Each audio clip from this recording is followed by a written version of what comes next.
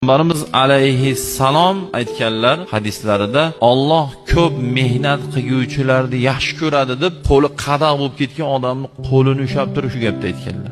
Mehnat qilavergandan mana qo'llari ko'jalarni oralari yorilib shuna bo'lib ketganlar bo'ladi. Qo'lini ming yuvsin ham pokiza bo'lmaganga o'xshaydi. Mabodo o'shanaqangi odamlar bilan yonida o'tirib qolsangiz, bitta tovoqda osh yeganda ko'nglingizga keltirmang. Nabarot xursand bo'lingki, Alloh yaxshi ko'rgan insonni qo'li siz bilan bitta tovoqda yeyapti, bu baxt siz uchun. Deb ushlaganingizda mayli qadaqmi, u qo'lni qo'yib yubormang. Ushlang biror minut. Qadaq bo'lsa ushlang. Nimaga u mehnat qilgan u. U Alloh yaxshi ko'radigan qo'l u. Mehnati bilan u topgan pulini arag'iga, bir yomon ishiga ishlatmayotgan bo'lsa bo'ldi. Alloh yaxshi ko'radi. Alloh yaxshi ko'rish uchun men ko'p aytaman sizlarga. Domla, qora aka, hoji aka bo'lish shart emas. Alloh yaxshi ko'radigan inson bo'lish uchun yaxshi odam bo'ling, bo'ldi, tamom. Siz kimsiz? İçtimai kelib chiqqan. Payg'ambarimiz alayhissalom